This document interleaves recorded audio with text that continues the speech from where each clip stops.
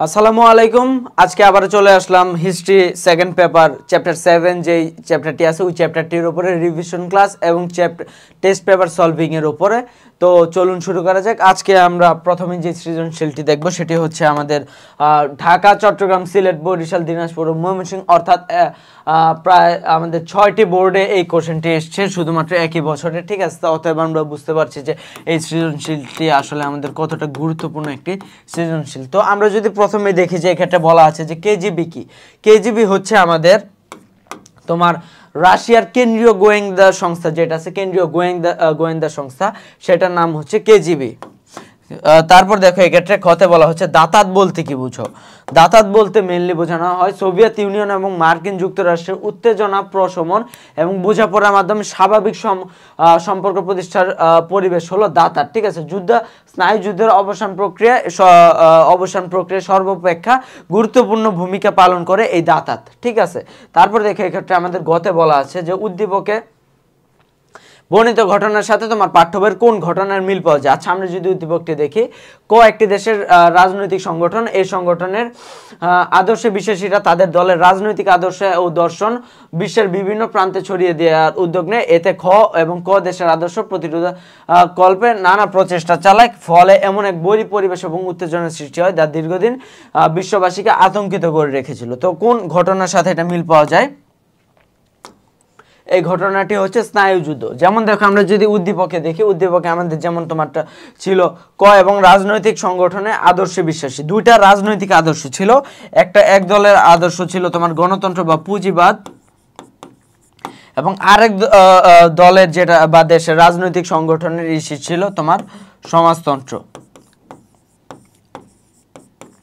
তার মানে এই যে দুটি মতবাদ, এই দুটি মতবাদ নিয়ে তোমার আমেরিকা এবং রাশিয়ার মধ্যে সবসময় একটি স্নায়ুযুদ্ধ বলতে কি আমরা আগে বলেছি যে স্নায়ুযুদ্ধ হচ্ছে যে মস্তিষ্কের মাধ্যমে যে যুদ্ধটা, যেখানে প্রত্যক্ষভাবে কোনো যুদ্ধ হয় না, বাট পরোক্ষভাবে এক্ষেত্রে একটা যুদ্ধাবস্থা থাকে। ঠিক আছে, যেটাকে আমরা ঠান্ডা লড়াই বলা হয়। এই ঠান্ডা লড়াই এই শব্দটির প্রবর্তন করা হয়েছিল 1947 সালে তোমার বার্নার্ড বারুদ এক ভাষণে তোমার কিন্তু এই সর্বপ্রথম এই ওয়ার্ডটি ব্যবহার করে। ঠিক আছে, স্নায়ুযুদ্ধ বলতে আসলে কোনো যুদ্ধ বোঝানো হয় না, যেহেতু তোমার এই ক্ষেত্রে তোমার রাশিয়া ছিল সমাজতন্ত্রীবাদী বা সাম্যবাদী, এবং তোমার যে ব্রিটেন বা ইউএসএ বা আর কি যারা তোমার আমেরিকা ছিল, তাদের ছিল মতবাদ ছিল তোমার হলো পুঁজিবাদী বা গণতন্ত্র। এই যে এই দুইটি দেশের দুটি ভিন্ন মতবাদ, যেমনটা আমরা উদ্দীপকে দেখতে পাই, ওই বিষয়টাই আসলে এই ক্ষেত্রে একটা যুদ্ধ প্রস্তুতি একটা তোমার একটা মনোমালিন্য বা ছিল, যে ক্ষেত্রে বিশ্ববাসীরা তোমার আতঙ্কিত হয়ে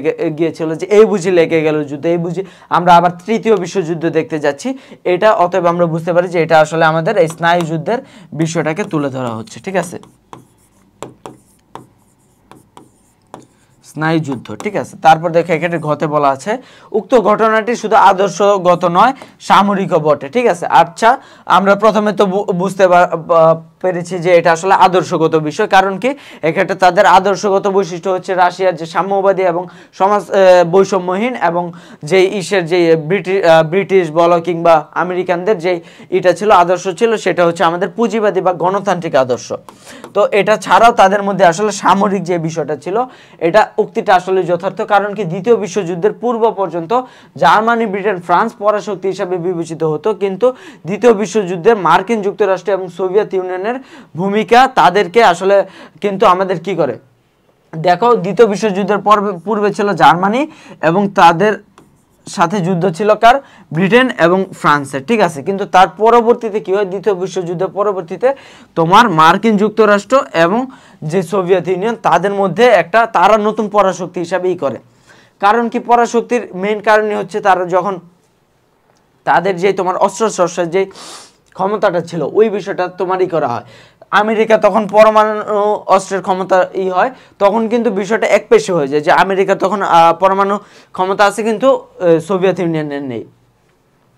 কিন্তু পরবর্তীতে তোমার দেখা যায় যে তোমার যখন এই বিষয়টা হয়, যখন আমেরিকা কিছুটা প্রভাব তোমার যুক্তরাষ্ট্রের প্রভাব হয় খর্ব হয়, যখন আবার এই সোভিয়েত ইউনিয়ন তোমারই হয় পরমাণু অস্ত্রের অধিকার, তখন কিন্তু স্নায়ুযুদ্ধের শুরু হয়। যে যুদ্ধ বুঝি লাগলো, এই বুঝি আমেরিকা রাশিয়ার উপরে পারমাণবিক বোমা মারলো, আবার এই বুঝি রাশিয়া আমেরিকার উপর পারমাণবিক বোমা মারলো। ঠিক আছে, এইভাবে কিন্তু তোমার শুরু হয়। এবং তারপর কি করে তোমার মার্কিন যুক্তরাষ্ট্রের নেতৃত্বে কি হয় ন্যাটো, যাতে তোমার সোভিয়েত ইউনিয়নের চারপাশে যে রাষ্ট্রগুলো আছে তাদেরকে নিয়ে আমেরিকা ন্যাটো সৃষ্টি করে, যাতে তোমার সোভিয়েত ইউনিয়ন বা রাশিয়া তোমার পূর্ণ শক্তি নিয়ে যুদ্ধ না করতে পারে। এবং পরবর্তীতে কিন্তু তোমার সোভিয়েত ইউনিয়নের নেতৃত্বে 1953 সালে কিন্তু ওয়ার্স প্যাক্ট নামক সামরিক জোট গঠন স্নায়ুযুদ্ধকে চূড়ান্ত সমীকরণ করেন। তার মানে সেও আসলে তখন বিষয়টা কিন্তু শুধুমাত্র স্নায়ুযুদ্ধে যে আদর্শগত দিক থেকে হয় এরকম না, তোমার পারমাণবিক বোমা বলো কিংবা পরবর্তীতে তাদের এইসব সংগঠন সৃষ্টি বলো, এগুলোর মাধ্যমে পরবর্তীতে কিন্তু বিষয়টা আসলে সামরিক ক্ষেত্রে চলে যায়, ঠিক আছে। এবং তারা যেসব উন্নয়নশীল দেশ যেমন লাইক বাংলাদেশ, ভারত, পাকিস্তান, কে কোন দেশের দিকে যাবে, ঠিক আছে। যেমন তোমার বলা যায় যে তোমার যুদ্ধের সময়, আমাদের যুদ্ধের সময় তোমার পাকিস্তানের দিকে ছিল কে, আমেরিকা, এবং আমাদের দিকে ছিল মানে তথা বাংলাদেশ কিংবা ভারতের দিকে ছিল রাশিয়া। এই যে বিষয়গুলা, এগুলা কিন্তু পরবর্তীতে দেখো তারা সরাসরি যুদ্ধে অংশগ্রহণ না করলেও কিন্তু এসব উন্নয়নশীল দেশদেরকে অস্ত্রশস্ত্র সরবরাহ করে তাদেরকে শক্তিশালী করে ওই একটা যুদ্ধের কিন্তু পরিবেশ কিন্তু তখনই করে দিয়েছিল। অতএব আমরা বুঝতে পারি এটা শুধুমাত্র আদর্শগত নয়, একটা সামরিক যুদ্ধ, সামরিক স্নায়ুযুদ্ধ বা সামরিক ক্ষেত্রেও কিন্তু এই বিষয়টা ছিল।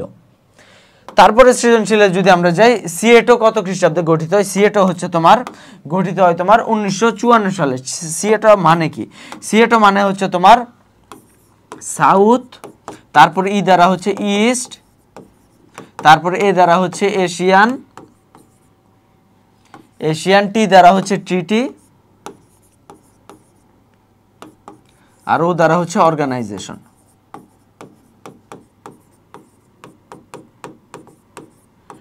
South east Asian treaty organization, এটা হচ্ছে সিয়েটো, যেটা গঠিত হয় কত সালে? যেটা গঠিত হয় 1954 সালে। তারপর দেখো এক্ষেত্রে খতে বলা হচ্ছে দাতাত বলতে কি বুঝে? দাতাত বলতে আমরা অলরেডি বুঝেছি যে তোমার আমেরিকা এবং রাশিয়ার মধ্যে যে স্নায়ুযুদ্ধটা, সেই স্নায়ুযুদ্ধটাকে উপশম বা প্রশমন করার জন্য তোমার যে এটা সর্বাপেক্ষা গুরুত্বপূর্ণ ভূমিকা পালন করে সেটা হচ্ছে দাতাত। উদ্দীপকের ঘটনা তোমার পাঠ্যবইয়ের কোন ঘটনার মিল রয়েছে? দেখো, পরস্পর বিরোধী দুই আদর্শের প্রভাবে পৃথিবীতে বেশিরভাগ দুই দেশ বিভক্ত হয়ে পড়ে, বিশ্বের নতুন নতুন সংগঠনের জন্ম হয়, বিশ্বের মানুষ মাঝে চরম আতঙ্ক বিরাজমান করে এটা, এবং তৃতীয় বিশ্বযুদ্ধের সাথে তুলনা করে। কোন যুদ্ধ? স্নায়ুযুদ্ধ। ঠিক যেমনটা আমরা আগের ইসে দেখেছিলাম, ঠিক আছে, আগের সৃজনশীলটা দেখেছি, ওইটাই যে স্নায়ুযুদ্ধের কথা এক্ষেত্রে বলা হচ্ছে। এবং তারপর দেখো এক্ষেত্রে ঘতে বলা হচ্ছে উক্ত আদর্শগত দ্বন্দ্ব পরবর্তীকালে বিশ্ব রাজনীতিকে ব্যাপকভাবে প্রভাবিত করে। হ্যাঁ, ব্যাপকভাবে কিভাবে প্রভাবিত করে? আমরা জানি যে উন্নয়নশীল দেশগুলোকে তারা অস্ত্রশস্ত্র দিয়ে তাদের নিজেদের দিকে নিয়ে যায়, কিংবা রাজনীতিতে তো আদর্শগত একটা অমিল তাদের মধ্যে আগে থেকে ছিল, যে এক দেশ চাইতো তোমার সমাজতান্ত্রিক, অন্য দেশ চাইতো তোমার গণতান্ত্রিক দেশ প্রতিষ্ঠা করা, কিংবা তারা পরবর্তীতে কিন্তু দেখো তোমার কোরিয়া, চীন সহ বেশ কিছু রাষ্ট্র তোমার সমাজতান্ত্রিক কি করে, হাঙ্গেরি, পোল্যান্ড, বুলগেরিয়া কিংবা চেকোস্লোভিয়া। আর ওই ক্ষেত্রে গণতান্ত্রিক দেশ তো অন্যগুলো ছিল, ব্রিটেন, ফ্রান্স বলো, কিংবা তোমার বলা যাইতে পারে তোমার আমেরিকা, ঠিক আছে। আমেরিকা তো তারা পুঁজিবাদী করে, ঠিক আছে, হুমকির সম্মুখীন হয়, এবং বিশ্ব কিন্তু পরবর্তীতে দুইটা দিকে চলে যায়, ঠিক আছে। সোভিয়েত রাশিয়া সাম্যবাদী প্রচারণা, এভাবে পুঁজিবাদী রাষ্ট্র মার্কিন এবং তোমার কি হয়, পুঁজিবাদী রাষ্ট্র মার্কিন যুক্তরাষ্ট্রের ভিত কি হয়, স্বতন্ত্র হয়, ঠিক আছে, সন্তোষ হয়, ঠিক আছে, তোমার সন্তোষ, এটার মানে হচ্ছে তোমার ভীত, ঠিক আছে, ভীত হয়। এবং তারপর কিন্তু তারা দেখা যাচ্ছে দুটি সুস্পষ্ট বিভাগ হয়ে যায়, অর্থনীতিতে বলো কিংবা রাজনীতিতে বলো। পরিশেষে বলা যায় আদর্শগত দ্বন্দ্বের পাশাপাশি সমাজতন্ত্র তথা সাম্যবাদীর সাথে পুঁজিবাদ পরবর্তীকালে বিশ্ব রাজনীতিকে ব্যাপকভাবে প্রভাবিত করে। তারপরে সৃজনশীলটিতে দেখো তোমার কত সালে সিয়েটো গঠিত হয়? আমরা অলরেডি জানি 1954 সালে তোমার এইটা গঠিত হয় সিয়েটো। তারপরে দেখো চেকোস্লোভিয়া কমিউনিস্ট, ঠিক আছে, শাসন কিভাবে প্রতিষ্ঠিত হয় চেকোস্লোভিয়ায়? দেখো, শিল্প বিপ্লবের পর শক্তিশালী জার্মানির উত্থানের ফলে রাশিয়া এবং জার্মানির মধ্যেকার রাফার রাষ্ট্র হিসাবে পূর্ব ইউরোপীয় যেসব দেশগুলো ছিল তারা কাজ করেছিল, এবং দ্বিতীয় বিশ্বযুদ্ধ চলাকালীন সময়ে রাশিয়া জার্মানির বিরুদ্ধে নিজ সামন্তের নিরাপত্তা বিধান করার জন্য স্বার্থে এবং ইউরোপের মূল ভূখণ্ডের রাজনীতি এবং অর্থনীতিকে নিয়ন্ত্রণ করার জন্য পূর্ব ইউরোপীয় যেসব ছিল তাদেরকে কমিউনিস্ট শাসন প্রতিষ্ঠা করে। রাশিয়া কর্তৃক দখলকৃত এইসব রাষ্ট্রগুলোর মধ্যে চেকোস্লোভাকিয়া ছিল অন্যতম, এবং যেহেতু রাশিয়া তোমার চেকোস্লোভাকিয়াকে দখল করে নেয় এবং তারপরে কিন্তু ওই ক্ষেত্রে তোমার কমিউনিস্ট এই বিষয়টা গঠিত হয়, ঠিক আছে। এবং এইভাবে কিন্তু তোমার ওই ক্ষেত্রে শাসন প্রতিষ্ঠিত হয় রাশিয়া করার মাধ্যমে, তাদেরকে দখল করার মাধ্যমে। উদ্দীপকের সাথে তোমার পাঠ্য বইয়ে কোন দুটি আদর্শের মিল রয়েছে? দেখো কোন দুটি আদর্শের বিরোধ থাকাকালে অনেক সময় বন্ধুর সাথে বন্ধুর দ্বন্দ্ব লেগে যায়। স্বপন ও সুদীপ্তের ক্ষেত্রে সেটি ঘটেছিল। এক্ষেত্রে স্বপন সাম্রাজ্যবাদ বা আধিপত্যবাদ অনুসারে দিকে সুদীপ্ত এটিকে অপছন্দ করে, ফলে তারা মনস্তাত্ত্বিক দ্বন্দ্বের। একই বিষয় স্নায়ুতন্ত্র, এক দেশ দুটি দেশ, কোন দেশ? আমেরিকার মধ্যে সাম্রাজ্যবাদী বা পুঁজিবাদী বা গণতান্ত্রিক, আর রাশিয়া ওই দেশের মধ্যে ছিল তোমার সাম্যবাদী কিংবা সমাজতান্ত্রিক বিষয়। এটা আর বলার আর কিছুই নেই। উক্ত দুটি দেশের আদর্শগত দ্বন্দ্বের কারণে পৃথিবীর অন্য সমস্যার সৃষ্টি হয়েছে। আদর্শগত কি ছিল? তারা ছিল রাশিয়া বলেছিল যে জানি যে তোমার কি বলে সাম্যবাদ, কিংবা বলে যে তারা বলতে পারে যে তারা সমাজতন্ত্র, সকলের বৈষম্যহীনতা, এগুলা ছিল। এবং তাদের মধ্যে এর মধ্যে আমেরিকার মধ্যে ছিল গণতান্ত্রিক, পুঁজিবাদ, সাম্রাজ্যবাদ, এই বিষয়গুলা। এবং পরবর্তীতে কিন্তু এর ফলে কিন্তু তোমার পৃথিবীতে হয় দুটা ভাগ হয়ে যায় পৃথিবী, এবং এইগুলোর মাধ্যমে স্নায়ু যুদ্ধের সৃষ্টি হয় এবং এই সমস্যার কিন্তু সৃষ্টি হয় এর মাধ্যমে। তারপর দেখো এক্ষেত্রে আমাদের পরবর্তী হিসেবে বলা হচ্ছে ন্যাটোর পূর্ণরূপ কি? ন্যাটোর পূর্ণরূপ হচ্ছে নর্থ আটলান্টিক ট্রিটি অর্গানাইজেশন, ঠিক আছে। নর্থ আটলান্টিক ট্রিটি অর্গানাইজেশন, ঠিক আছে। North Atlantic treaty organization. Glasnost কি? গ্লাসনস্ত হচ্ছে সোভিয়েত রাষ্ট্রপ্রধান মিখাইল গর্বাচেভ। শুধু এই নামটা মনে হয়, গর্বাচেভ রাষ্ট্রপ্রধান, তিনি গ্লাসনস্ত প্রণয়ন করে, যেটা ছিল খোলামেলা নীতি। যে ক্ষেত্রে তুমি কোনো শান্তি এই বিষয়ে কোনো নীতি প্রণয়ন করবা, যে কোনো প্রকার তুমি নীতি প্রণয়ন করবা, এটা কোনো লুকোচুরির কোনো বিষয় হবে না, এটা হবে খোলামেলা একটা বিষয়, যেটা হচ্ছে গ্লাসনস্ত, ঠিক আছে। এটাই হচ্ছে তোমার গ্লাসনস্ত, খোলামেলা নীতি, যার ক্ষেত্রে তোমার এর ফলে কি অর্থনৈতিক দুরবস্থার কথা খোলামেলা আলোচনা বা মত প্রকাশের সুযোগ পায়। এর ফলে কমিউনিস্ট পার্টির কঠোর শৃঙ্খলার বিরুদ্ধে রুশ ও অন্যান্য রিপাবলিক জনগণ জেগে ওঠে এবং জনতার অধিকতর স্বাধীনতার প্রত্যাশায় সোভিয়েত ইউনিয়নের পতন কিন্তু ত্বরান্বিত হয়, ঠিক আছে। এটার ফলে সোভিয়েত ইউনিয়নের পতন ত্বরান্বিত হয় এবং পরবর্তীতে সোভিয়েত ইউনিয়নে রাশিয়া সহ 15টি রাষ্ট্রের তোমার করা হয়, গঠিত হয়, ঠিক আছে। উদ্দীপকে বর্ণিত বিষয় তোমার পাঠ্যপুস্তকে দ্বিতীয় বিশ্বযুদ্ধ পরবর্তী কোন বিষয়টা ছিল? স্নায়ুযুদ্ধ। একটা বিষয় কি তোমরা লক্ষ্য করেছো এই 4টা সৃজনশীলের মধ্যে প্রতিটা ক্ষেত্রে কিন্তু আমরা একটা বিষয় কিন্তু পেয়ে যাচ্ছি, ঠিক আছে। সেটা হলো কি স্নায়ুযুদ্ধ। প্রতিটা ক্ষেত্রে তোমার একটা বিষয় আসছে, যেটা হচ্ছে তোমার স্নায়ুযুদ্ধ। এই বিষয়টা কিন্তু মনে রাখতে হবে, স্নায়ুযুদ্ধ, ঠিক আছে। তো আমরা প্রতিটা ক্ষেত্রে কিন্তু দেখতে পাচ্ছি স্নায়ুযুদ্ধে এসছে, এবং কি কি মিল পাওয়া যায় তোমরা উদ্দীপকের সাথে এই ক্ষেত্রে তোমরা বলে দিবা, ঠিক আছে। এটার আমি নাই বললাম যে এই ক্ষেত্রে আসলে কি বুঝিয়েছে, কারণ তোমরা এই উদ্দীপক দিয়ে এবং তারপর আরেক পাশে ছক দিয়ে, ঠিক আছে, এইভাবে ছক দিবা, এক সাইডে দিবা উদ্দীপক আরেক সাইডে দিবা তোমার হলো পাঠ্যপুস্তক, ঠিক আছে, পাঠ্যপুস্তক। তারপর তোমরা মিলে দিবা যে কোন কোন বিপ্লবটা, প্রথমে তো বললাই যে স্নায়ুযুদ্ধের মিল পাওয়া যায় দ্বিতীয় বিশ্বযুদ্ধ, স্নায়ুযুদ্ধটা কি কিভাবে হয়, এবং উদ্দীপকের সাথে এই বিষয়গুলো 1 2 3 দিয়ে তুমি মিলিয়ে দিবা, কোনো সমস্যা নেই এক্ষেত্রে, ঠিক আছে। ওই যে বলেন টিকটকে কোনো ব্যাপার না, ঠিক আছে, ওই রকম আর কি, কোনো ব্যাপার না এটা। তারপর দেখা এক্ষেত্রে ঘতে বলা হচ্ছে উক্ত বিষয়টি সমগ্র বিষয়কে দুটি শিবিরে কিভাবে ভাগ করে, এটা অলরেডি আমরা বলে দিয়ে আসছি, যেটা আমরা প্রিভিয়াস চ্যাপ্টার 4-এও কিন্তু আমরা বলে দিয়ে আসছি। দুটি বলয় যে সমাজতন্ত্র এবং গণতন্ত্র, কিংবা এক্ষেত্রে দুটি বলয় যে সাম্যবাদী কিংবা সাম্রাজ্যবাদী, দুটি বলয়, এই বিষয়গুলো কিন্তু পৃথক করে দেয়।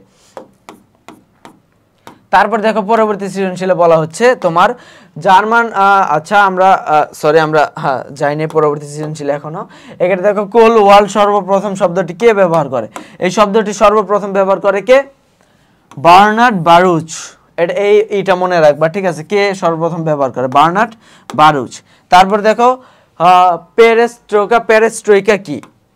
পেরেস্ট্রোইকা সোভিয়েত নেতা মিখাইল গর্বাচেভ প্যারেস্ট্রয়কা নামে খ্যাত, ঠিক আছে। তার যে সংস্কার নীতি ছিল, অর্থনৈতিক সংস্কার নীতি, সেটার নামে কি ছিল? প্যারেস্ট্রয়কা, ঠিক আছে। তিনি বনেদি সমাজতান্ত্রিক ঘরানা থেকে বেরিয়ে এসে গ্লাসনস্ত বা খোলামেলা, ঠিক আছে। তোমার লেনিন প্রতিষ্ঠা করেছিল সমাজতন্ত্র, কিন্তু যখন গর্বাচেভ আসে তখন সে খোলামেলার নীতি বা গ্লাসনস্ত প্রণয়ন করে, এবং তারপর অর্থনৈতিক যে সংস্কার এই ক্ষেত্রে তিনি প্যারেস্ট্রয়কা এই করে। এই ক্ষেত্রে কিন্তু আসলে সে যে আমাদের যে তোমার সমাজতান্ত্রিক ছিল, যেটা তোমার রাশিয়া, এটা থেকে বের হয়ে আসে জন্য খোলামেলার নীতি ই করে, ঠিক আছে। এবং তারপর উদার অর্থনৈতিক প্রবর্তনে উদ্যোগ হন, উদার অর্থনৈতিক। এবং ফলে 1927 সালে তোমার কি হয়? সোভিয়েত ইউনিয়ন এবং পূর্ব ইউরোপীয় কমিউনিস্ট দেশসমূহ নয়া অর্থনৈতিক হাওয়া বইতে শুরু করে। এরই ফলশ্রুতিতে সমাজতান্ত্রিক পূর্ব জার্মানি স্বীয় অস্তিত্ব বিলুপ্ত করে পূর্ব জার্মানির সাথে একীভূত হয়ে যায়, এবং 1991 সালে কি হয়? সোভিয়েত ইউনিয়নের পতন ঘটে। এটা মনে রাখবে। কবে সোভিয়েত ইউনিয়নের পতন ঘটে? 1991 সালে। দেখাটা ঘতে বলা হচ্ছে উদ্দীপকে যে বৃহৎ সংঘাতের আশঙ্কার কথা বলা হয়েছে তোমার পাঠ্যপুস্তকের আলোকে তার কারণ ব্যাখ্যা করো। ইসরায়েল ও ফিলিস্তিন দুটি বিদ্যমান রাষ্ট্র। এই দুটি রাষ্ট্রের সংগঠন নামে ইসরায়েল আরবি ইসরায়েল সংঘাত নামে পরিচিত। এই সংঘাতে দেশি বিদেশে অনেক রাষ্ট্র জড়িয়ে পড়ে। ইসরায়েলের নামে ফিলিস্তিন সংগঠন হামাস একটি, ইসরায়েল মনে করে হামাস একটি সন্ত্রাসী সংগঠন। অপরপক্ষে ফিলিস্তিন মনে করে কি যে ইসরায়েল পৃথিবীর বৃহত্তম সন্ত্রাসী রাষ্ট্র, ঠিক আছে, সন্ত্রাসী রাষ্ট্র। তারপরে এই দুটি রাষ্ট্র ভবিষ্যৎ বড় কোনো সংঘাত জড়িয়ে বলে বিশ্ববাসী আতঙ্কিত। পাঠ্যপুস্তক এই ইসের তোমার এই সংঘাতের যে আশঙ্কা, এই সংঘাতের আশঙ্কা কোনটা? একই বিষয়, স্নায়ুযুদ্ধ। মানে স্নায়ুযুদ্ধ বলতেই বোঝানো হয় যে যুদ্ধটা হয়নি, কিন্তু ওই যুদ্ধটা তোমার হয়ে যাইতে পারে। এবং এই ক্ষেত্রে যে আমাদের যে ইসরায়েল এবং ফিলিস্তিনের যে এটা কিন্তু হয় নাই, হয়ে যাইতে পারে। এই বিষয়টা কিসের সাথে যায়? তোমার স্নায়ুযুদ্ধের সাথে যায়। আভ্যন্তরীণ বিষয় থেকে যখন এটা একদম মাঠে গড়াবে তখন ওইটা যুদ্ধ হয়ে যাবে। দুটি বৃহৎ রাষ্ট্রের মতাদর্শের পার্থক্য। দুটি বৃহৎ রাষ্ট্র, এক্ষেত্রে কোন কোন রাষ্ট্রের কথা বলা হয়েছে? এক্ষেত্রে যেই দুটি রাষ্ট্রের কথা বলা হয়েছে সেটি হলো সোভিয়েত ইউনিয়ন এবং আমেরিকা, এবং এদের দুটি বিষয় আলাদা কি আর বলার প্রয়োজনই নেই, ঠিক আছে। বিরক্ত হয়ে যাবে এগুলা যদি বলতে থাকে। কোরিয়ার যুদ্ধ কত সালে গঠিত হয়? কোরিয়া যুদ্ধ কত সালে গঠিত হয়? কোরিয়া যুদ্ধ গঠিত হয় তোমার 1950 সালে কোরিয়া যুদ্ধ সংগঠিত হয়। তারপর দেখো এক্ষেত্রে খতে বলে শান্তিপূর্ণ সহাবস্থান বলতে কি বুঝে? শান্তিপূর্ণ সহাবস্থান বলতে বোঝানো হয় তোমার স্নায়ুযুদ্ধের সূচনা হয়েছিল দ্বিতীয় বিশ্বযুদ্ধের পরবর্তী সময়ে। এখানে দুটি পরাশক্তি ছিল, একটি ছিল সোভিয়েত ইউনিয়ন, অপরটি ছিল আমেরিকা। এবং এই দুই পরাশক্তি নিজেদের আধিপত্য বিস্তারের জন্য একজন সৃষ্টি করে নেটো, অন্যজন ওয়ারসো প্যাক্ট গঠন করে। এই দুটি স্নায়ুযুদ্ধের সময় বা স্নায়ুযুদ্ধ, এটি ছিল স্নায়ুযুদ্ধের সময় বা স্নায়ুযুদ্ধে একটা সময় তোমার স্নায়ুযুদ্ধের প্রভাব কিছুটা স্তীমিত হলেও তোমার পরের 70-এর দশকের শেষ দিকে আবার এটা বৃদ্ধি পায়। এবং এই সময় ঘটনাবলী তোমার কি হয়? অস্ত্রের প্রতিযোগিতা, মার্কিনীদের সব ক্ষেত্রে হস্তক্ষেপ, যেটা তাদের এখনো আছে, নাক গলানো। এই যে ইউক্রেন যে রাশিয়ার যে যুদ্ধটা, এটা একমাত্র ঘটেছে তোমার এই মার্কিনীদের তোমার বাম হাত ঢুকানো বা নাক গলানোর জন্য বা হস্তক্ষেপের জন্য। তারপর ইউরোপে ক্ষেপণাস্ত্র স্থাপন, কিংবা কম্পুচিয়া বা ভিয়েতনাম বিরোধ, যেটা তোমার বলা হয় ভিয়েতনামের যুদ্ধ। তারপর ভিয়েতনামের সংঘর্ষ বিরোধ চলতে থাকে। অতঃপর 1962 সালে কি হয়? রাশিয়া এবং আমেরিকার মধ্যে বন্ধুত্বপূর্ণ সম্পর্ক বিরাজ শুরু করে। এবং এই ক্ষেত্রে 1985 সালে রিগান ও গর্বাচেভ, রিগান হচ্ছে তোমার রাষ্ট্রপ্রধান ছিল আমেরিকার, আর রিগান ছিল আমাদের তোমার গর্বাচেভ ছিল রাশিয়ার, আর রিগান ছিল তোমার আমেরিকার, ঠিক আছে। তারপর 1927 সালে তারা কি করে? INF চুক্তি স্বাক্ষরিত হয়, এবং সর্বশেষে 1928 সালে মস্কো শীর্ষ সম্মেলনের ফলে দুই দেশের মধ্যে ভুল বুঝাবুঝির অবসান ঘটে এবং বিশ্বে শান্তির বাতাস প্রবাহিত। এইটাই তোমার শান্তিপূর্ণ সহাবস্থান, মানে স্নায়ুযুদ্ধের যে অবসানটা ঘটে তোমার 1928 সালে, এটাই হচ্ছে তোমার কি শান্তিপূর্ণ সহাবস্থান। তারপর দেখো বলা হচ্ছে উদ্দীপকের রাষ্ট্র দুটির তোমার পাঠ্যবইয়ের কোন রাষ্ট্র দুটির তুলনা করা হচ্ছে? ভারত পাকিস্তান দুটি পাশাপাশি দুটি রাষ্ট্র, দুটি শক্তিশালী পারমাণবিক অস্ত্রের অধিকারী, সীমান্তে দুই পক্ষের গুলি বর্ষণের কারণে উভয়ের মধ্যে বিরোধ লেগে থাকে, কিন্তু তারা সচরাচর যুদ্ধের পর্যায়ে পৌঁছানোর ফলে দুই দেশের মধ্যে বৈরিতা বিরাজ করে। কোন দুটি রাষ্ট্র? কোন দুটি রাষ্ট্র? এই ক্ষেত্রে এই দুটি রাষ্ট্র হলো সোভিয়েত ইউনিয়ন আর তোমার আমেরিকা, এবং তাদের মধ্যে তুলনা করতে বলা হয়েছে। কি কি তুলনা? স্নায়ুযুদ্ধের তুলনা।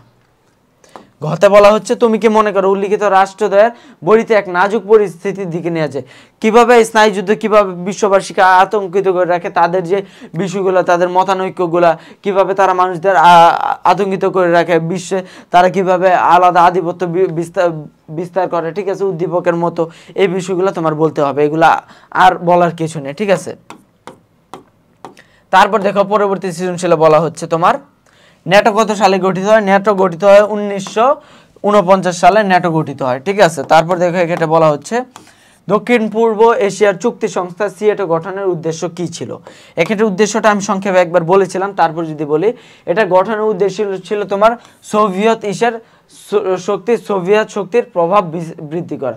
সিয়েটো গঠনের পর ন্যাটোর সাথে তা যুক্ত পূর্ব ইউরোপে সোভিয়েতের প্রভাব হ্রাস করা, মানে তোমার তখন যেহেতু তোমার এই ক্ষেত্রে ছিল আমেরিকা চাইতো যে সোভিয়েত যাতে পূর্ব ইউরোপের দেশগুলোতে, নর্থ আটলান্টিক এই দেশগুলোতে কিন্তু যাতে তোমার না করতে পারে, প্রভাব বিস্তার না করতে পারে, এই প্রভাব হ্রাস করার জন্য কিন্তু পরবর্তীতে তোমার এই সিয়েটো গঠিত হয়, এবং সিয়েটো গঠিত হওয়ার ফলে কিন্তু তোমার এই ক্ষেত্রে হয়, ঠিক আছে, যারা তোমার এই তোমার পূর্ব ইউরোপে প্রভাব হ্রাস করা ছিল এই সিয়েটো গঠনের অন্যতম প্রধান উদ্দেশ্য, ঠিক আছে।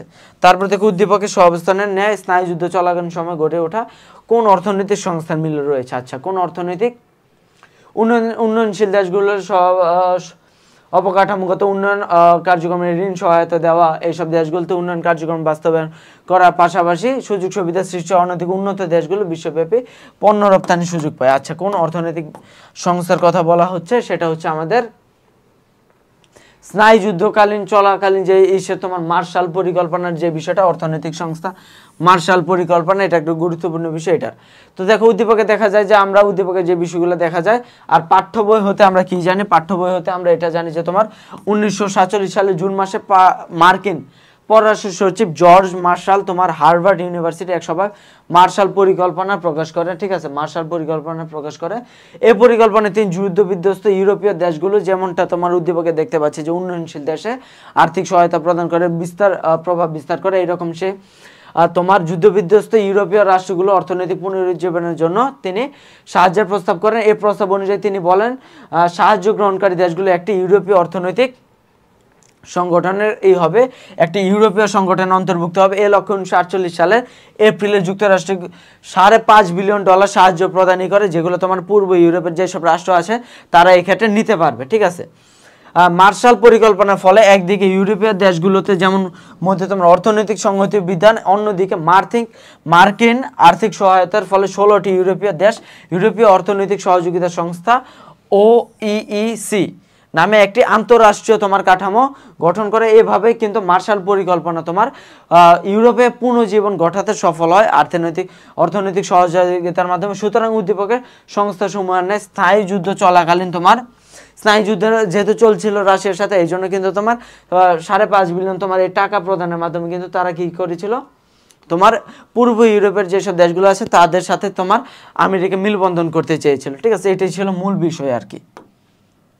তারপর দেখো এখানে আমাদের ঘতে বলা আছে উক্ত সংস্থা পাশ্চাত্য অর্থনীতির বিকাশে কিভাবে ভূমিকা রেখেছিল। এক্ষেত্রে আমরা যদি দেখি, এখানে তুমি করবা যে প্রথমে কি দেয়, $5.5 বিলিয়ন দেয়, প্রথমে বললো যে মার্শাল পরিকল্পনার সাথে তারপর কি সাহায্য দেয়, এই সাহায্যগুলো তুমি ব্যাখ্যা করার পরে তুমি বললা যে তোমার এই বিষয়গুলো ছিল, তারপর বলবা যে কি ভূমিকাই করে, ভূমিকাগুলো কি ছিল। দেখো এখানে যদি আমরা দেই, ভূমিকাগুলো ছিল যেমন তোমার এই ক্ষেত্রে অর্থনৈতিক সংহতি তোমার বিধান সম্ভব হয়, কিংবা তোমার ইউরোপীয় দেশগুলোর মধ্যে পারস্পরিক আত্মরক্ষা, সংস্কৃতি বিনিময় এবং অর্থনৈতিক সহযোগিতার জন্য চুক্তিবদ্ধ হয়। তারপর তাছাড়া পরিকল্পনায় আওতায় মার্কিন আর্থিক সহায়তা 16টি ইউরোপীয় দেশ তথা ইউরোপীয় অর্থনৈতিক সহযোগিতা সংস্থা একটি আন্তঃরাষ্ট্রীয় কাঠামো গঠিত হয়। তারপর দেখো পরিকল্পনা ইউরোপীয় অর্থনৈতিক ও রাজনৈতিক লক্ষণ পূরণ করতে সফল হয়েছিল এই বিষয়টা। তারপর ইউরোপীয় অর্থনৈতিক জীবনে হতাশা এবং মন্দা ভাব দূর করে। তারপর দেখো তারা কি করে যে উক্ত সংস্থা পাশ্চাত্য অর্থনীতি বিকাশে অত্যন্ত গুরুত্বপূর্ণ এবং শুধু প্রসারে ভূমিকা রেখেছিল। এগুলো তুমি 1, তারপর 2, তারপর 3, তারপর 4, তারপর 5 এইভাবে তুমি দিয়ে এইভাবে ব্যাখ্যা করে দিবা। তারপর দেখো এক্ষেত্রে আমার পরবর্তী সৃজনশীলে বলা হচ্ছে ট্রুম্যান কে ছিলেন। ট্রুম্যান কে ছিলেন? ট্রুম্যান ছিলেন তোমার যুক্তরাষ্ট্রের 33তম প্রেসিডেন্ট ছিলেন ট্রুম্যান।